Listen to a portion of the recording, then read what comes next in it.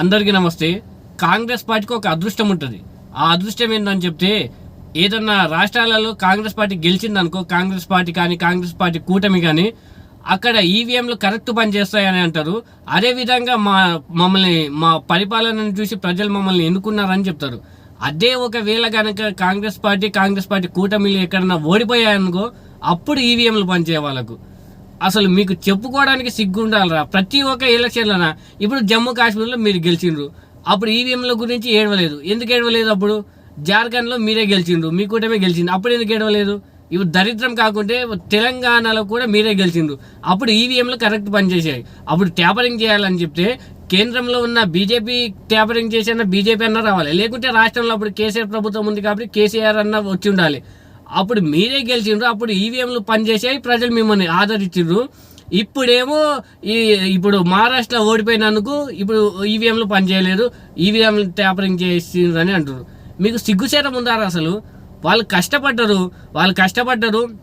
ఒకవేళ మీరు గుర్తుపెట్టుకోండి, బీజేపీ ఈవీఎంలని ట్యాపరింగ్ చేయాలనుకుంటే మహారాష్ట్రలో 2 సంవత్సరాల నుంచి ఒక్కో మహిళకు 2100 అమౌంట్ ఇచ్చిండ్రు.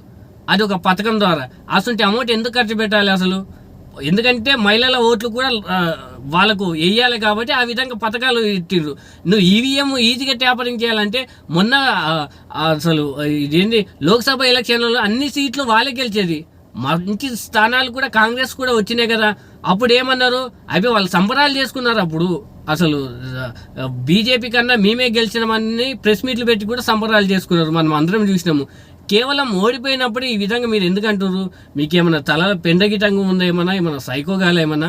మీరు గెలిచినప్పుడు కూడా ఇదే మాట అనాలి. ఈ మాట అంటే అప్పుడు ఈవీఎంల మీద యాక్షన్ తీసుకుంటారు. కానీ మీరు గెలిచినప్పుడేమో ప్రజలు మీకు తీర్పిచ్చినట్లు, ఓడిపోయినప్పుడేమో ఈవీఎంలో పడి ఏడుస్తారు. నిజానికి ఈవీఎంలని మన దేశానికి తీసుకుని వచ్చింది ఎవరు? మీరే కదా. మీ అధికారంలో ఉన్నప్పుడు ఈవీఎంలు తీసుకుని వచ్చిండ్రు. అట్లని చెప్తే ఇప్పుడు బీజేపీ 3వ సారి గెలిచింది, అదే కేసీఆర్ కూడా 2 సార్లు గెలిచింది కదా. మీరు ఈ విధంగా ఒక ఎలక్షన్ని ట్యాపరింగ్ చేయొచ్చు అనుకుంటే మీరు 50 సంవత్సరాలు మన దేశాన్ని పరిపాలించిండ్రు. అప్పుడు కూడా ఈవీఎంల కన్నా ఈజీగా ఇది బ్యాలెట్ ఓటుని ఈజీగా చేయొచ్చు. ఎందుకని చెప్తే మనం ఎన్ని చూడలేదు జమాన్లు. అసలు ఈ బ్యాలెట్ బాక్సులన్నీ ఎత్తుకపోయి వేరే ఎక్కడెక్కడో పారేసి బ్యాలెట్ బాక్సులలో వాళ్ళకి సంబంధించిన పార్టీ గుర్తులతో పేపర్లు వేసి ఎన్ని చూడలేదు. ఇప్పుడు 50 సంవత్సరాలు మీరు అధికారంలోకి ఉన్నారు కదా. అప్పుడు అది మొత్తం ఇప్పుడు మీరు అప్పుడు బ్యాలెట్ పేపర్ని కూడా మీరు అధికారంలో ఉన్నారు కాబట్టి అప్పుడు ప్రతిపక్షాలు కూడా బలహీనంగా ఉండే కాబట్టి మీరే మొత్తం బ్యాలెట్ పేపర్లతో మీరు అధికారంలో ఉన్నారని అర్థం చేసుకోవాలి. అది కాదు, ఇప్పటికైనా మీరు మారండి. మీరు చేసిన లోపాల వల్ల ఓడిపోయిన రాష్ట్రాలలో మీరు చేసిన లోపాల వల్ల మీకు ఓట్లు వేయలేదు, గెలిచిండ్రు. ఇప్పుడు జార్ఖండ్లో గెలిచిండ్రు, జమ్మూ కాశ్మీర్లో గెలిచిండ్రు, అక్కడ మిమ్మల్ని ప్రజలు స్వాగతిస్తుండ్రు. కేరళలో లోక్సభ స్థానము మీ చెల్లెలు గెలిచింది, అక్కడ స్వాగతించిండ్రు.